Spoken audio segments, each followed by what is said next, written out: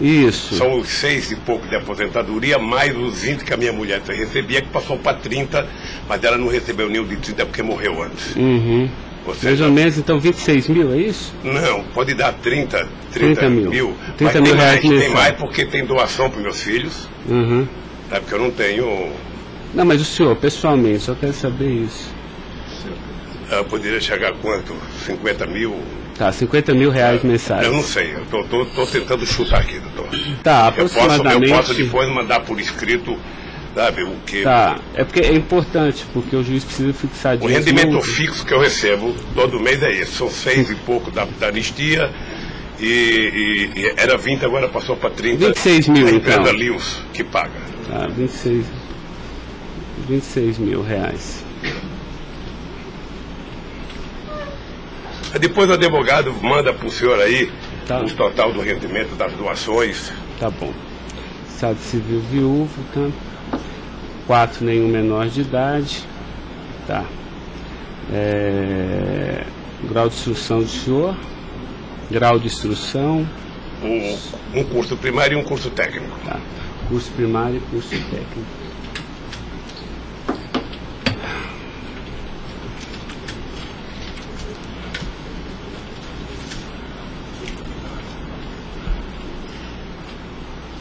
Me dê uma caneta aí, Caio, por favor.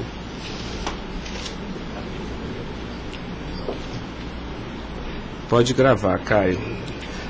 Senhor Luiz Inácio, eu vou pedir então ao senhor para responder agora as perguntas no microfone, porque a partir desse momento a audiência vai ser gravada, tá?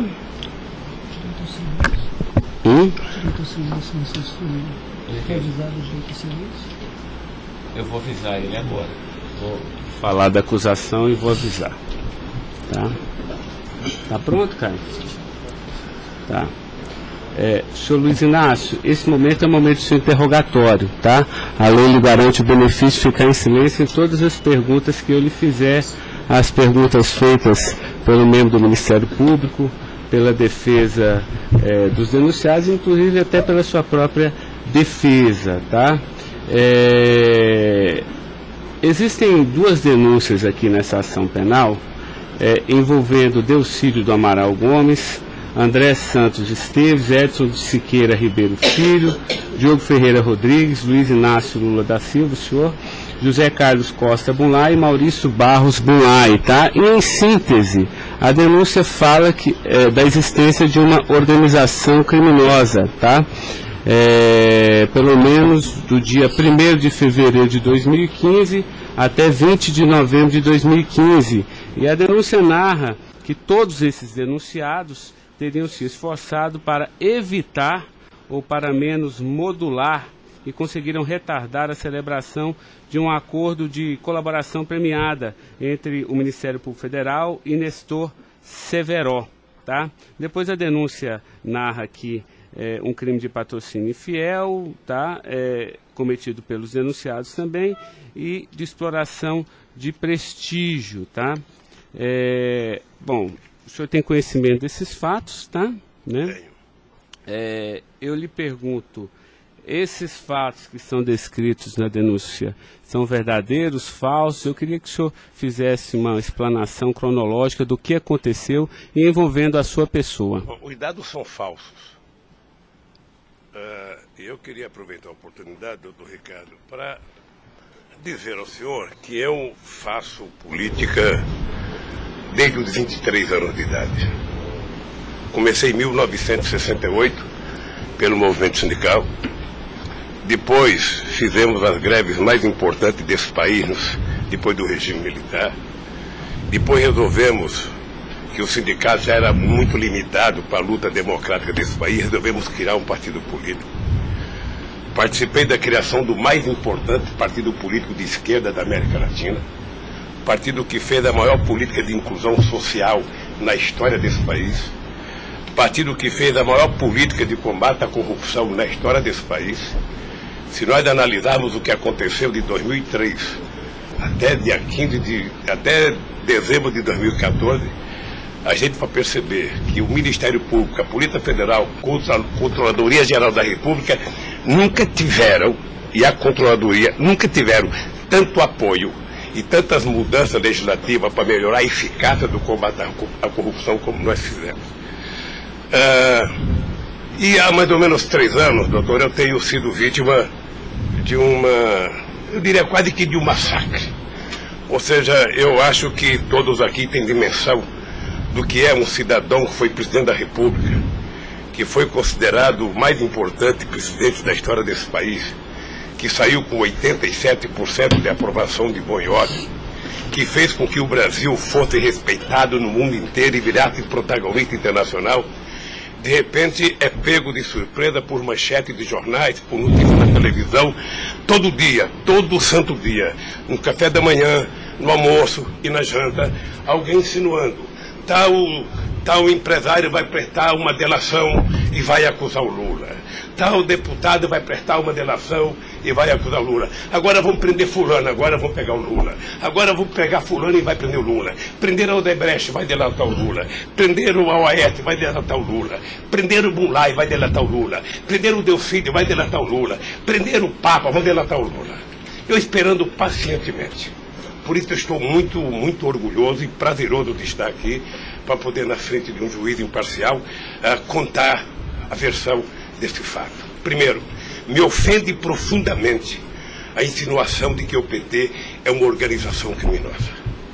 Me ofende profundamente, porque é o mais importante partido criado nesse país, criado pelos trabalhadores, dirigido pelos trabalhadores, e que fez nesse país o que ninguém nunca fez. E combater a corrupção não é virtude, é uma obrigação moral e ética. E isso eu aprendi com uma mulher que nasceu e morreu analfabeta. Segundo, esse partido conseguiu fazer com que as instituições fossem fortalecidas. O Ministério Público tinha um apelido de engavetador.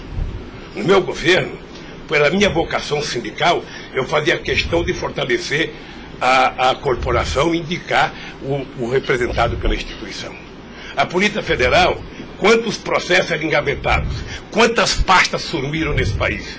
No meu governo, a Polícia Federal tinha que fiscalizar, tinha que investigar, teve dinheiro para investimento em inteligência e os delegados sabem como é que eles foram valorizados. E eu dizia, só tem um jeito de ninguém ser pego nesse país, é ser honesto, é não fazer nada errado. Pois bem, a Controladoria Geral da República não existia. Era uma peça de ficção quando eu cheguei no governo. Eu coloquei primeiro o ministro Valdir Pires, ex-governador da Bahia, depois eu coloquei um juiz, o nosso amigo Jorge Arge, que quem conhece sabe que não brinca em serviço. E ele sabe que a ordem que ele recebeu é o seguinte, olha, tem que controlar e tem que fazer com que as pessoas saibam que honestidade não é mérito, é obrigação. Pois bem, e agora eu estou nessa... Só sabe o que é levantar todo dia, sabe, achando que a imprensa está na porta de casa porque eu vou ser preso? Ah, porque não sei quem delatou Lula vai ser preso, porque não sei quem delatou Lula vai ser preso.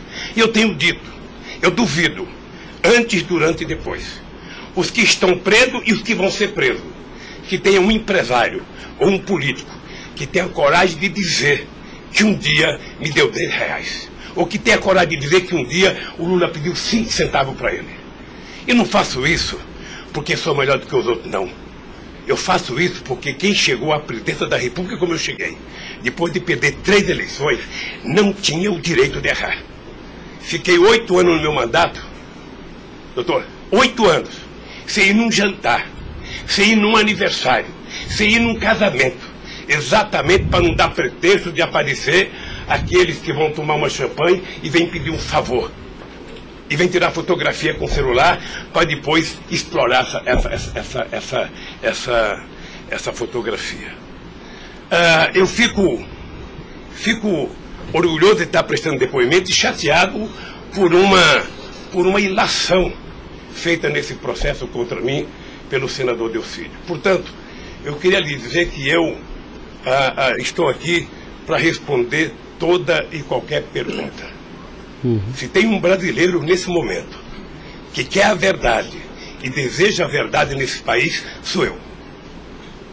Portanto, estou à inteira disposição para responder tudo e a todos do jeito que vocês perguntarem. Tá, adentrando então na peça acusatória, senhor Luiz Inácio, A denúncia narra aqui 7 fatos. Diz aqui que no dia 8/4/2015, o senhor reuniu-se com Delcídio Amaral no Instituto Lula, em São Paulo, e o senhor teria exortado a Delcídio a adoção de medidas para a compra do silêncio de Nestor Severo, de forma a que o Nestor, não celebrasse o acordo de colaboração premiada com o Ministério Público Federal. Vamos por fatos, que eu acho que fica mais fácil, a gente faz o encadeamento temporal aqui da denúncia. Esse fato existiu, Delcídio foi lá, pediu para o senhor, o senhor teria pedido a ele para que ele intervisse e pudesse pelo menos ocultar fatos que pudesse relacionar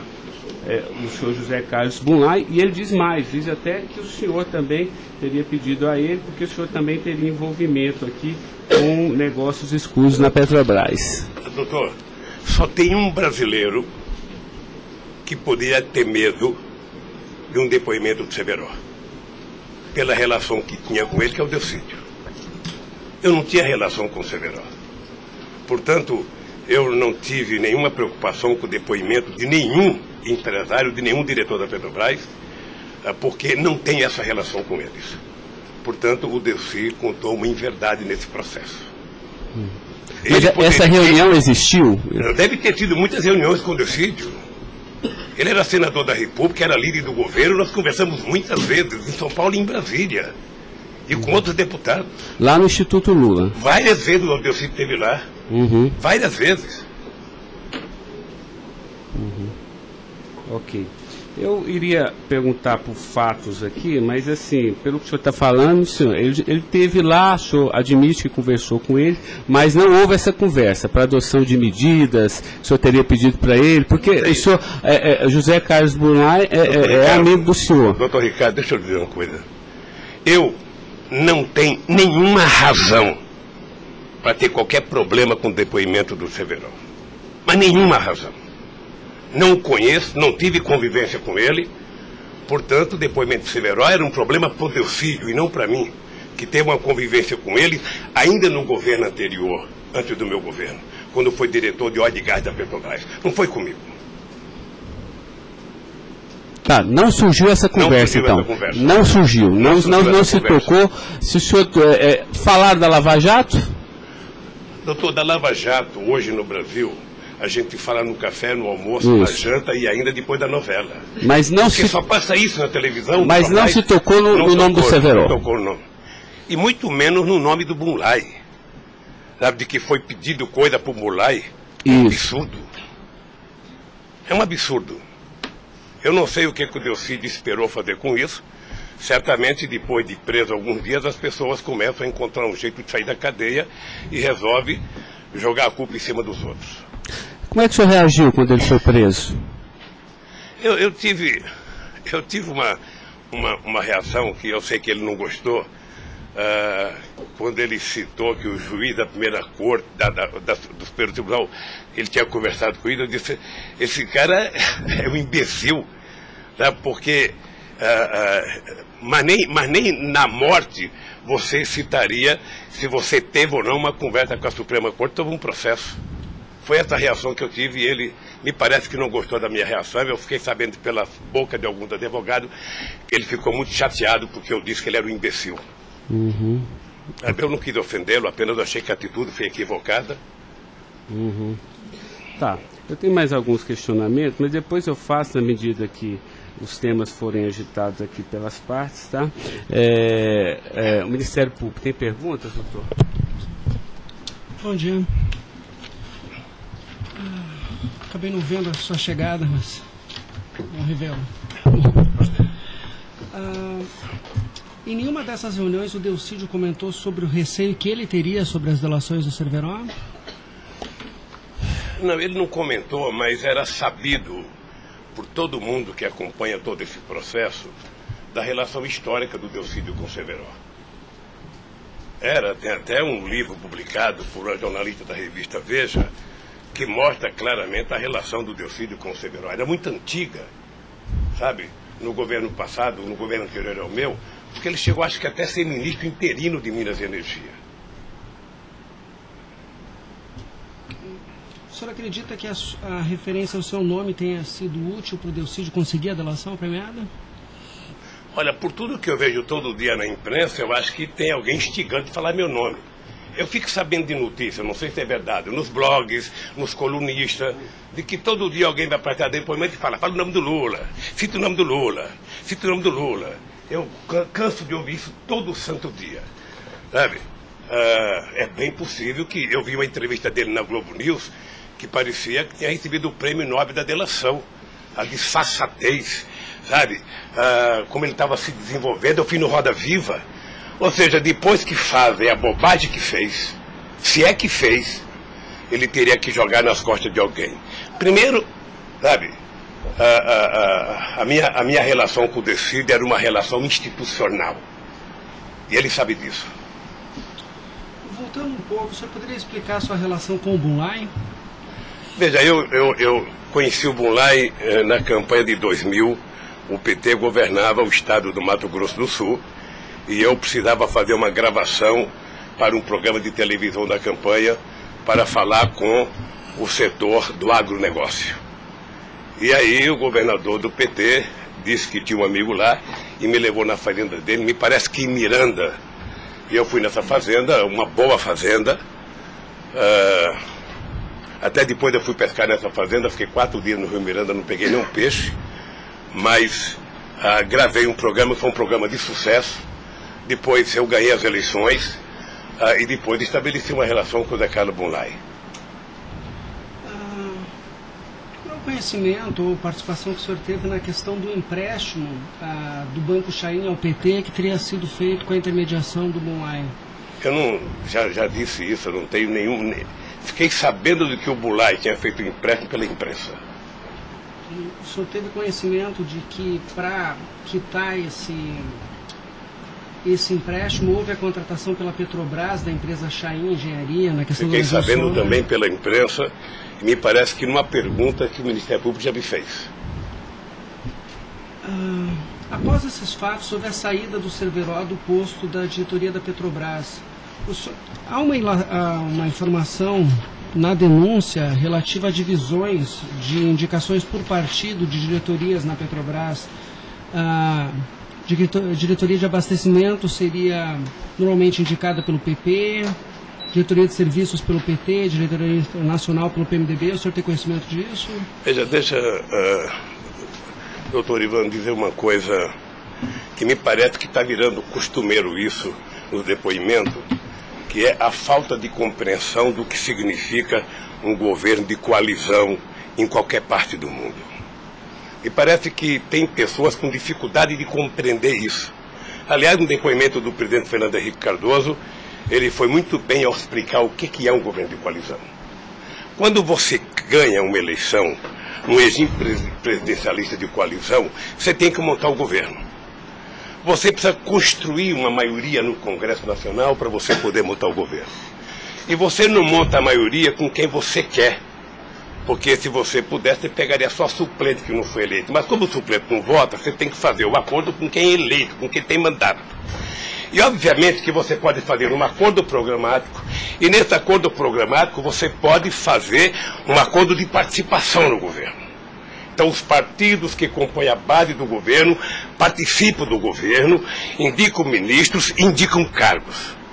Todas as pessoas indicadas são pessoas com mais de 30 anos da Petrobras.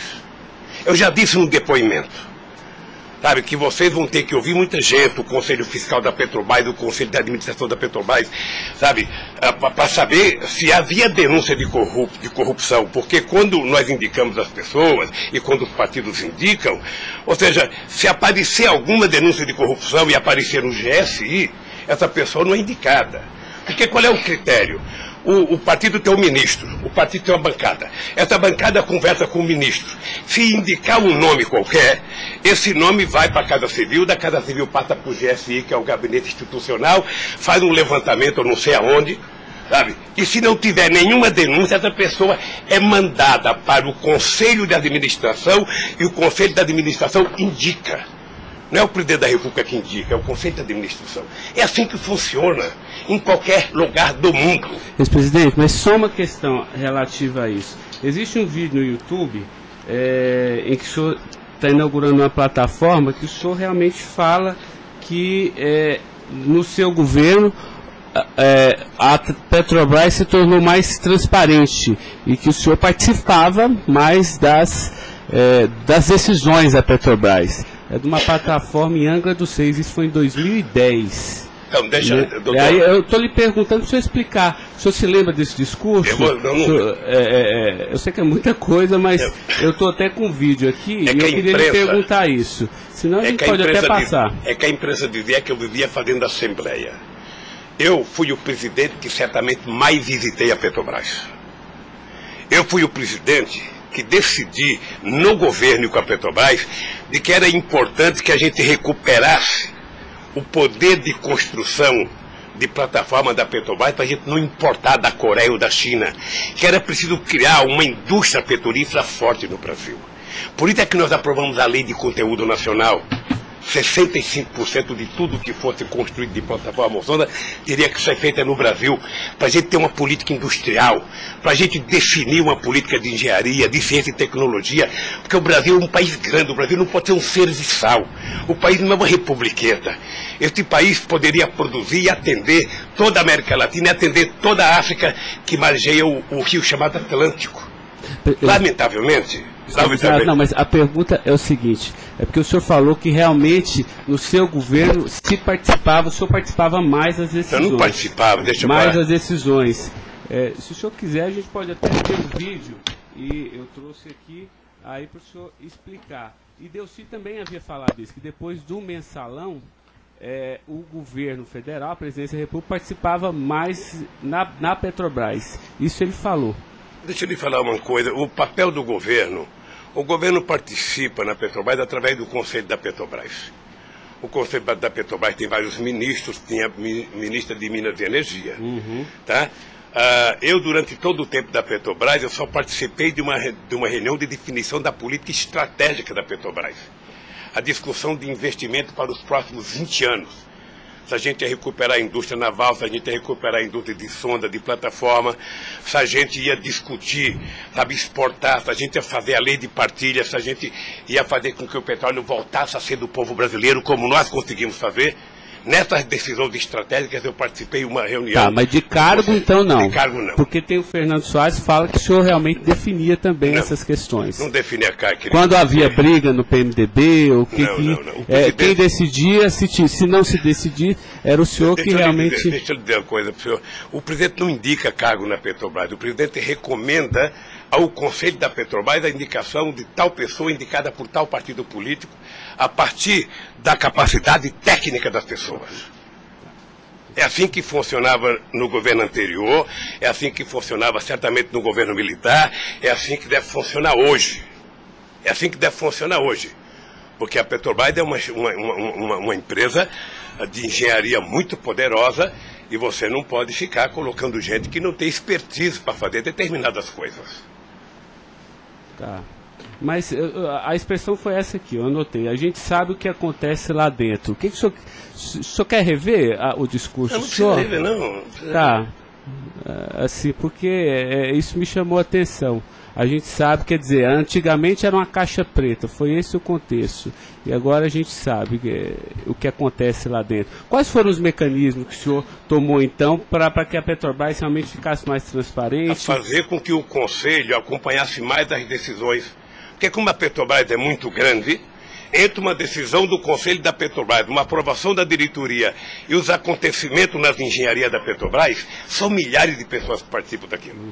É por isso que um dia um presidente chegou a falar que ele é uma caixa preta que ninguém sabe. Então vamos tentar saber, sabe? Fazendo com que as coisas funcionem mais democraticamente.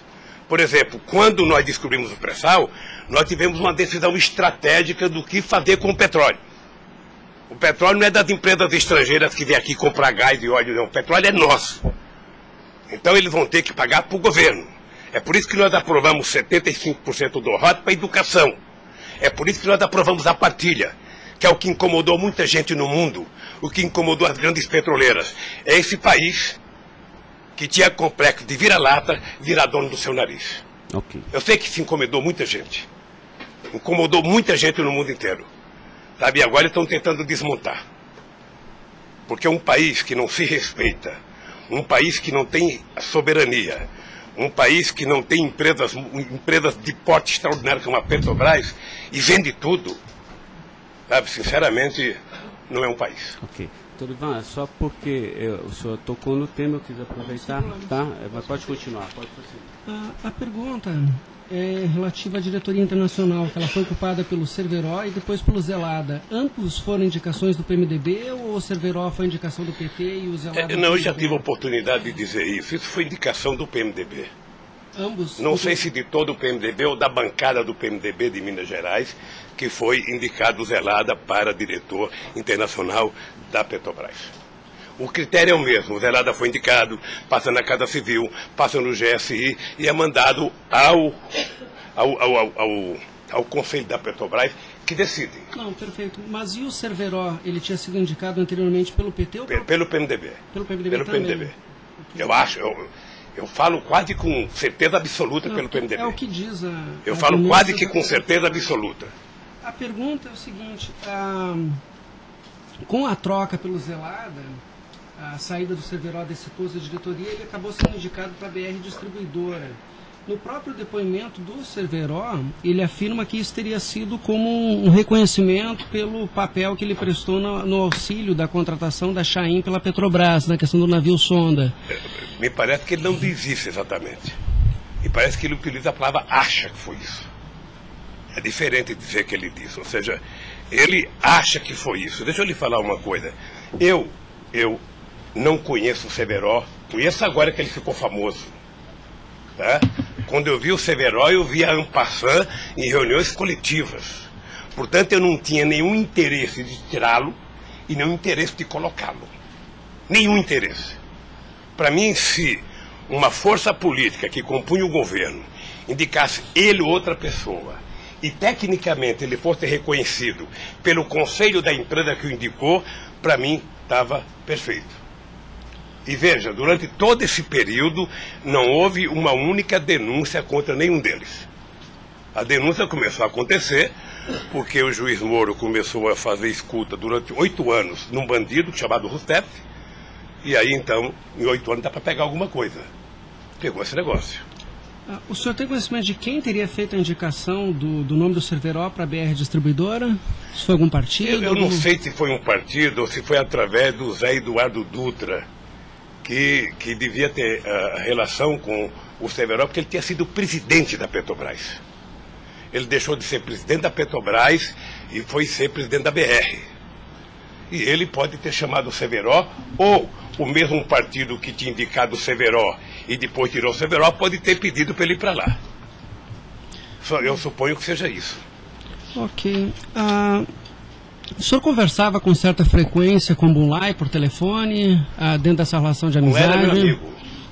Conversava com ele. Com que frequência o senhor... Não sei, querido. Sabe, ultimamente o Bunlai andava com doença nos olhos, achando que ia ficar cego, estava passando muito tempo em Miami para se tratar, depois estava se tratando de um câncer, sabe? Eu sei que ele não andava bem nos últimos tempos, com problema de doença.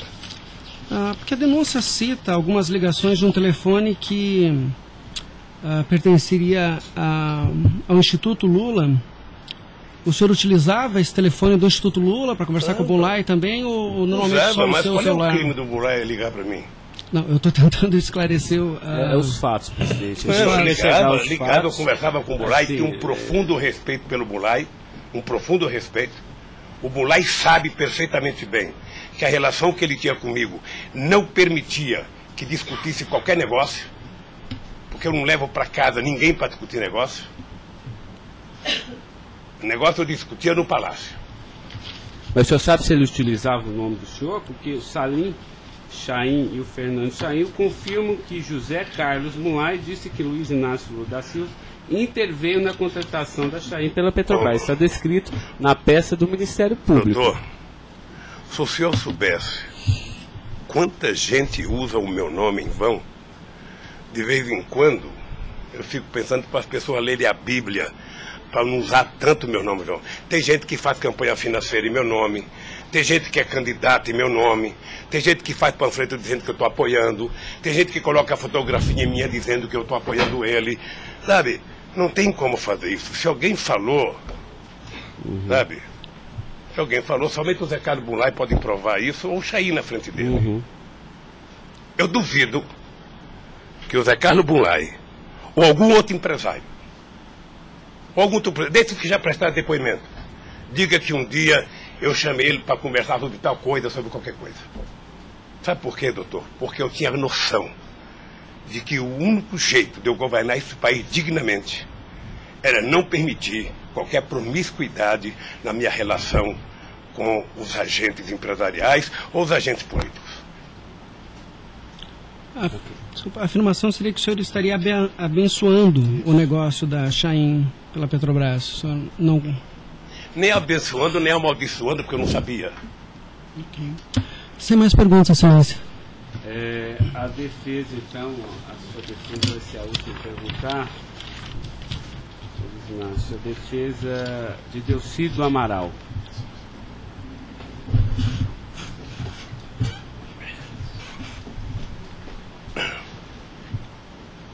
O doutor vai ter que, alguém vai ter que sair para ele perguntar, tá? Da mesa para que...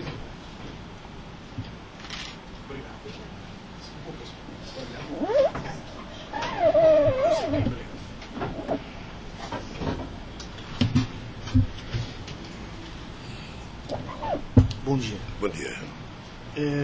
O senhor já mencionou que, de sua parte, não haveria nenhum receio na delação de Nestor Cerveró.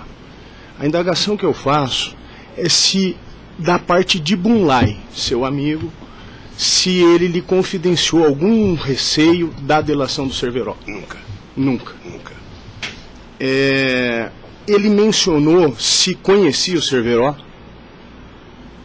Quem, o Bunlai? O Bunlai. Não, nunca falou comigo do Cerveró. Nunca? Nunca falou comigo do Cerveró. Nem tampouco o senhor soube se ele... Quem falava comigo do Cerveró era o Delcídio. Que era amigo do Cerveró. Amigo do filho do Cerveró. Perfeito. O senhor tem conhecimento se a delação do Nestor Cerveró foi utilizada como um dos fundamentos para a condenação do senhor Bunlai? Não tenho. Não tem conhecimento. Não tenho. Tá certo. Eram só essas as indagações. Excelência, muito obrigado. Obrigado, senhor ex-presidente. A defesa de André Esteves tem questionamentos? Não tem? A defesa de Edson Siqueira Ribeiro Filho.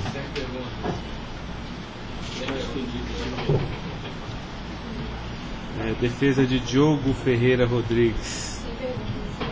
A defesa de José Carlos Bunlai. Tem algumas perguntas. Pode fazer isso. Bom dia, presidente. Presidente, o senhor disse que a sua relação com o senador Delcídio era institucional. Mas o senhor sabe qual era a relação do senador Delcídio com o José Carlos Bunlai? Eles tinham alguma amizade? Eles tinham alguma proximidade? Veja, a impressão que eu tenho era que era muito pequena a relação dos dois. E parece que o José Carlos Bunlai não tinha muita relação com o Delcídio. E com a sua mulher, dona Marisa, qual era a relação do José Carlos Bunlai? Eles tinham amizade? A mesma que comigo. O aniversário da sua ex-mulher? Quando ela fazia aniversário? Ele ia no aniversário da minha mulher. Mas o dia do aniversário dela? Dia 7 de abril. O senhor sabe se ele fez alguma ligação para ela no aniversário dela? A ligação do dia 7, eu já fiquei sabendo da ligação do dia 7. Bem. É o mínimo que eu esperava dele, é que ele ligasse para ela para dar os parabéns. É só isso, obrigada. Tem alguma pergunta? Tá. A defesa de Maurício Bunlai. Sem questionamentos. A defesa de Luiz Inácio Lula da Silva. Sem perguntas, excelência. Tá, só mais uma questão, Luiz Inácio. A denúncia sempre fala do Instituto Lula. Eu queria que o senhor falasse um pouquinho a finalidade do Instituto Lula. Eu tirei pelo site a missão, me parece que o senhor desenvolve projetos na África também, né, com finalidade de erradicação da extrema pobreza, da fome, acesso à educação, promoção da igualdade, mas também é um local que o senhor também chama as pessoas para discutir política. Delcídio falou que o senhor o convidou para ir lá quando ele era líder do governo. Explique para mim o Instituto Lula. Ricardo, Eu não sei se você sabe, a Receita Federal fez uma devassa no Instituto para saber se ele está cumprindo com a sua obrigação institucional. Veja, eu quando deixei a presidência da República, eu falo isso apenas com o objetivo de explicar. Muita gente pode achar que eu sou arrogante, eu sou petulante. O doutor Ivan, no primeiro depoimento, eu disse isso para ele. Mas isso é crime, viu? Quando eu deixei a presidência da República, por conta do povo brasileiro, eu tinha sido o presidente, quase que o presidente mais importante do mundo nos 10 primeiros anos do século XXI. Esse país virou protagonista internacional. Esse país passou a participar do G8, coisa que nunca participava. Esse país ajudou a construir o G20. Esse país participava do BRICS com muita importância.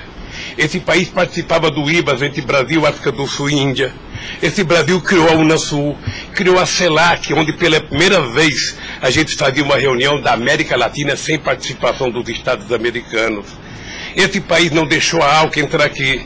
Esse país consultou o Conselho Nacional de Defesa para se contrapor à 4ª Frota Americana, depois que nós conseguimos o pré-sal, que eles reinauguraram a 4ª Frota. Nós criamos o Conselho de Defesa. Então, nós fizemos a maior política de inclusão social da história desse país. 36 milhões de pessoas saíram da extrema pobreza e 40 milhões ascenderam à classe média. Isso é uma Argentina, isso é uma Colômbia. A bancarização do povo pobre foi com 70 milhões de pessoas entraram no sistema financeiro. É uma Colômbia e uma Argentina junto. Tudo isso em 12 anos. Olha, eu saí da presidência e eu queria fazer com que a América Latina e a África adotassem as políticas públicas que nós adotamos no Brasil. O programa Luz para Todos. O programa PA, que era a compra de alimento para o pequeno produtor. O Minha Casa Minha Vida. O Bolsa Família. O aumento do salário mínimo. Durante 12 anos, todos os funcionários públicos tiveram aumento nesse país. Houve reajuste de carreira, houve aumento do salário mínimo. Aumentamos as exportações, aumentamos o mercado interno, numa demonstração de que o pobre não era problema. O pobre era a solução. Eu gostava de ir para a África para dizer para os presidentes. Uma vez até fiquei com medo de Angola. Porque eu, depois da minha palestra, eu me dei conta da quantidade de general que tinha lá dentro. E eu falei o seguinte, é preciso diminuir o dinheiro das Forças Armadas e colocar dinheiro para os pobres. Porque o pobre não entra no orçamento. O Poder Judiciário entra, quer ter poder de pressão. Os sindicatos organizados entram. Sabe? Todo mundo entra, o pobre não entra. O pobre está lá, desgraçado, abandonado, ninguém olha por ele. Agora, coloque ele no orçamento. Deixa ele começar a ir no shopping. Deixa ele começar a comprar carne, comprar iogurte, comprar meia, comprar sapato. Nesse país ficava incomodado porque pobre comprava dentadura com o dinheiro que a gente dava do Bolsa Família. E eu queria ensinar isso. Eu queria ensinar as pessoas a compreenderem que o pobre no Brasil e no mundo seria a solução se a gente desse a ele o mínimo necessário. Foi por isso que eu não quis criar uma ONG. Criei um instituto para poder viajar o mundo tentando mostrar o exemplo do que esse país fez em tão pouco tempo. Mas o que Delcídio, porque ele disse aqui que algumas vezes o senhor chamou ele lá. Em que ele se encaixa aí? É que eu não sabia, doutor. Porque assim, realmente eu entendi, a política está de acordo com o estatuto aqui do Instituto Lula, mas assim, por que o senhor chamou ele lá? Ele falou assim, muitas vezes o presidente Lula, e de vez em quando eu ia com cortesia também. Deixa eu lhe falar, ele foi muitas vezes conversar comigo, ele era líder do governo, como outros senadores foram conversar comigo. Cada vez que o Delcídio ia no hospital, filho libanês, fazer um check-up ou uma consulta, ele falava, presidente, eu estou aqui no Síria, posso passar aí? Passa, meu filho. Mas o senhor não tratava dessas questões do Instituto? Discutia desde Flamengo a Vasco da Gama, Corinthians, Palmeiras, porque quando duas pessoas se encontram, conversa-se tudo. Mas não era política institucional do Instituto, isso que eu estou perguntando. Não era política institucional do Instituto, é que eu talvez tenha cometido o erro, sabe, que eu deveria ter alugado uma sede do lado. E quando eu discuti esse instituto, ficava numa cadeira, quando eu discuti outra coisa, mudava para outra cadeira. Eu achei desnecessário. Eu achei que a civilização não exigiria essa burocracia toda, porque tem uma coisa de burocracia. Eu sou o mesmo ser humano, eu sou presidente de honra do PT, eu sou ex-presidente da República, eu era presidente de honra do Instituto. Eu não decidi as coisas pelo Instituto. O Instituto é uma diretoria. Eu apenas estava lá. Eu era a figurinha carimbada do Instituto. Era para ele fazer merchandising. Aqui o Lula. Vai conversar com o Bill Clinton, fala com o Lula. Vai conversar com o Tony Blair, fala com o Lula. Vai conversar com o Chirac, fala com o Lula. Vai conversar com o Angela Merkel, fala com o Lula. Sabe, eu tive o prazer, doutor Cláudio, de ser o ex-presidente da República, que em todas as viagens do mundo que eu fiz, depois de deixar a presidência, era recebido pelos presidentes. Esse era o status quo do Brasil. Hoje nós estamos numa situação em que o presidente não tem coragem na Bolívia. Então o país, que era um motivo de orgulho, virou um motivo da tristeza. Pela pequenez que esse país tomou dimensão nos últimos anos. Não, eu não estou emitindo nenhum juízo de valor, mas assim, o que eu quero saber é o seguinte: o senhor também chamava pessoas como o líder do Delcídio para conversar sobre outros assuntos. Chamava dirigente sindical, chamava gente do LGBT, chamava negro, chamava índio, chamava todo mundo. Isso. Ali, eu vou dizer uma coisa, sabe qual é o apelido do Instituto? Sabe? Não sei, nunca fui. Posto Ipiranga. Lamentavelmente é assim. Mas não é por causa do Instituto, é por causa do personagem. Sabe? Então todo mundo fala: tem problema em tal lugar? Posto Ipiranga. Tem problema em tal lugar? Posto Ipiranga. E sabe que eu tenho orgulho disso. Eu tenho muito orgulho de fazer 36 anos que eu deixei o movimento sindical e ainda sou amigo de todos os sindicalistas, de todas as correntes, da Força Sindical à CUT. Sou amigo de todos os partidos políticos. Então, se isso é um pecado, se isso é um erro jurídico, se isso incomoda o Ministério Público, a Polícia Federal, sei lá quem, eu vou alugar uma salinha na porta. E sento lá e atendo, e vou deixar em paz, porque não é possível. Não é possível, sinceramente, doutor, sinceramente. Eu quero lhe agradecer a oportunidade de vir prestar esse depoimento. Eu estou com muita coisa na garganta para falar. Eu estou cansado de ver procurador dizer que não precisa de prova, que ele tem convicção. De juiz dizer: eu não preciso de prova, eu tenho fé, vou voltar com fé. Eu quero provas, alguém tem que dizer, qual é o crime que eu cometi, aonde que eu cometi. Chamar o PT de organização criminosa, se dependesse de mim, cada deputado do PT, cada vereador do PT, cada militante, abrir um processo para quem dizer provar qual é a quadrilha. Porque eu estou cansado, doutor. 71 anos de vida, eu cansei. Cansei de ver as instituições que eu ajudei a criar desde a Constituinte, para valorizá-las, desprestigiadas por comportamento pessoal. Gente que adora, gente que não pode abrir a geladeira, que vê uma luz e já começa a dar declaração. Gente que liga o barbeador, começa a falar achando que é o microfone do rádio. Eu cansei disso. Eu sempre valorizei o Ministério Público. Eu sempre valorizei a Polícia Federal. E sempre valorizei o Poder Judiciário. Os ministros podem lhe dizer. Eu indiquei quase todos. Nunca pedi para eles um favor pessoal. E não peço. Porque a instituição tem que ser forte, não para me ajudar, para garantir a democracia desse país. Lamentavelmente, tem pessoas que não pensam assim. Eu, quando vejo um jovem procurador ir para a televisão falar 1h30 e depois dizer: não me peçam provas, eu tenho convicção, não dá, doutor. Não dá para aceitar isso como uma coisa séria nesse país que está jogando a cada vez mais a oportunidade de se transformar num país grande. Nós quase chegamos a ser a 5ª economia mundial. Quase chegamos. Por mediocridade não chegamos. Então eu lamento profundamente. Eu gostaria que meu depoimento fosse tudo numa semana só. Para mim poder desvendar os mistérios todos. E acabar com essa hipocrisia: fulano vai prestar depoimento, fulano vai delatar, fulano vai não ter das contas, fulano, e o Lula vai ser citado. Quem sabe está na hora de chamar o dono da Globo, da Record, da Bandeirantes para prestar depoimento, para ver se eles me delatam. Porque o que eles dizem que vão me delatar, eu duvido que tenham coragem de me delatar, porque não tem nenhuma prova e nunca conversaram comigo sobre qualquer crime. Doutor, eu aprendi a andar de cabeça erguida. E sabe que custa muito. Para quem nasce na elite, não precisa nada. Mas para quem vem lá de baixo, não deixar ninguém colocar cangaia no seu pescoço, não é fácil. Esse dia eu sei de uma história, de um depoimento, de um processo que eu abri contra uma jornalista, até vou contar isso que ninguém sabe aqui. E eu acusei uma jornalista que falou, em qualquer país democrático do mundo, ela seria presa, porque ela falou de um presidente da República. E ela foi prestar julgamento.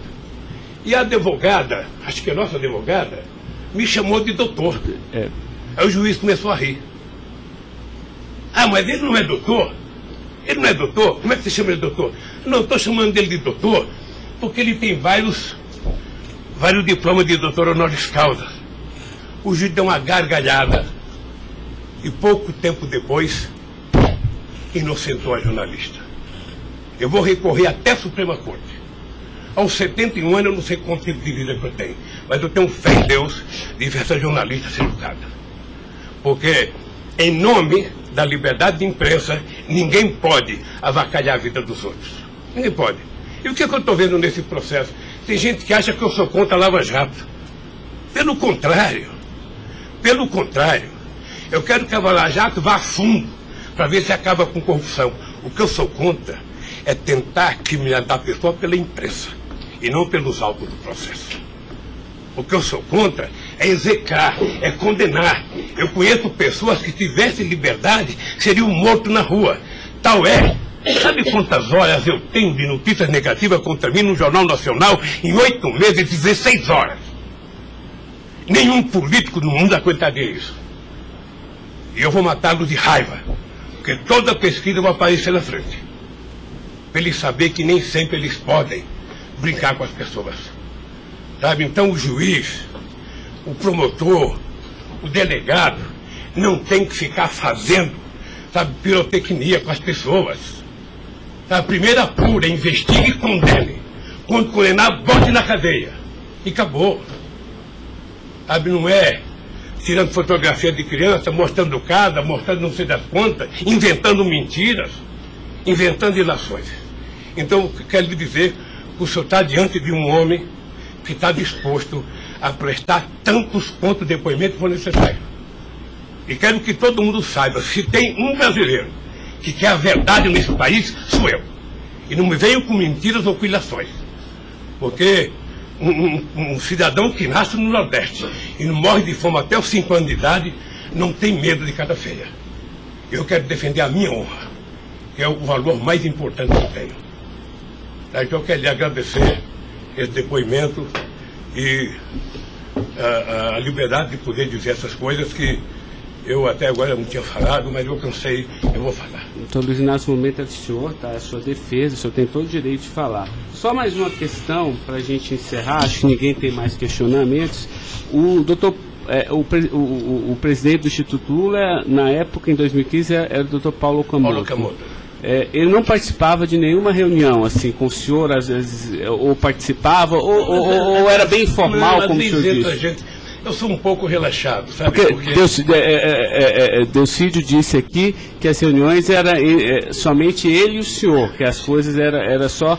Não ficava ninguém na sala. É isso? O senhor confirma isso? Eu tenho pelo Delcídio, eu não vou levar muito a sério o que ele disse. Tá? Mas deixa eu falar, eu aqui, quando eu era presidente da República, eu brigava com a minha assessoria que achava que eu tinha que ter uma liturgia. A liturgia é importante, presidente. Você não pode andar no corredor abraçando as pessoas. A porta não pode ficar aberta, sabe? Então, no Instituto, sabe, tem hora que a conversa é pessoal, tem hora que entra 10 pessoas, 5 pessoas, 6 pessoas, 4 pessoas. Mas de total transparência, é isso que o senhor quer falar? Quando eu uma conversa sigilosa, eu faço uma conversa sigilosa, sabe? Ok. Tá bom. Agradeço a presença do senhor para esclarecer os fatos, tá? Ninguém tem mais questionamentos, então está encerrado, tá encerrada a audiência. Na fase do 400...